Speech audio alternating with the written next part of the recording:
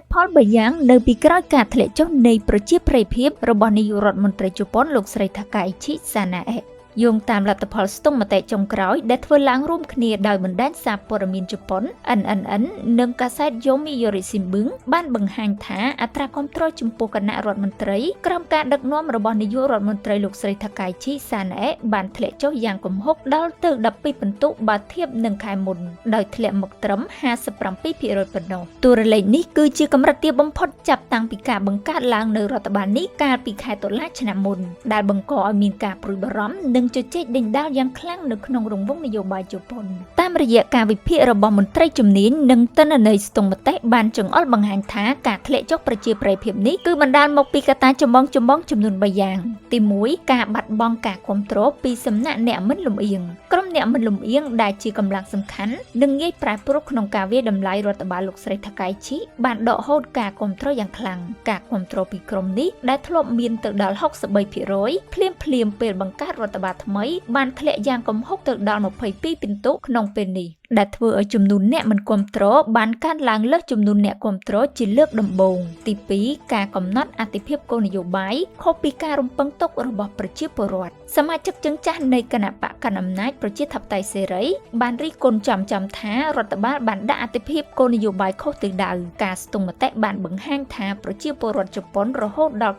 92% ចង់ឲ្យរដ្ឋាភិបាលផ្ដោតជាបន្ទាន់លើវិធានការទប់ស្កាត់ការឡើងថ្លៃទំនិញប៉ុន្តែផ្ទុយទៅវិញរដ្ឋបាលបែរជាផ្ដោតទៅលើគោលនយោបាយផ្សេងដូចជាគំនិតផ្ដួចផ្ដើមរដ្ឋធានីទី2របស់គណៈបកអ៊ីស៊ីនឬច្បាប់គ្រួសារអធិរាជដែលមិនមែនជាតម្រូវការបន្ទាន់ក្នុងជីវភាពរស់នៅប្រចាំថ្ងៃរបស់ប្រជាពលរដ្ឋជប៉ុនឡើយទី3អេរយាប័តមិនព្រមពន្យល់និងការខ្វះការឆ្លើយតបចំពោះមុខសាធារណៈជាង 70% នៃក្រុមអ្នកមិនលំអៀងយល់ថារដ្ឋាភិបាលមិនបានពន្យល់បកស្រាយឲ្យបានគ្រប់គ្រាន់ដល់ប្រជាពលរដ្ឋនោះទេទោះបីជានាយករដ្ឋមន្ត្រី Takaichi ឧស្សាហ៍បង្ហោះសារវែងនៅលើបណ្ដាញសង្គម X ក៏ដោយក៏ការចូលរួមប្រជុំនិងការឆ្លើយតបផ្ទាល់នៅក្នុងសភាឬសន្និសីទសារព័ត៌មានហាក់មានកម្រិតទាបដែលធ្វើឲ្យគណៈបកប្រឆាំងចោទប្រកាន់ថារដ្ឋបាលផ្ដាល់តម្លៃលើសលប់លើបណ្ដាញសង្គមជាងការបំពេញភារកិច្ចការងាររដ្ឋតើអ្វីជាជំហានបន្ទាប់ដើម្បីស្ដារប្រជាប្រិយភាពការធ្លាក់ចុះនេះក៏បានអូសទាញអត្រាគាំទ្រចំពោះគណៈបកប្រជាធិបតេយ្យសេរី LDP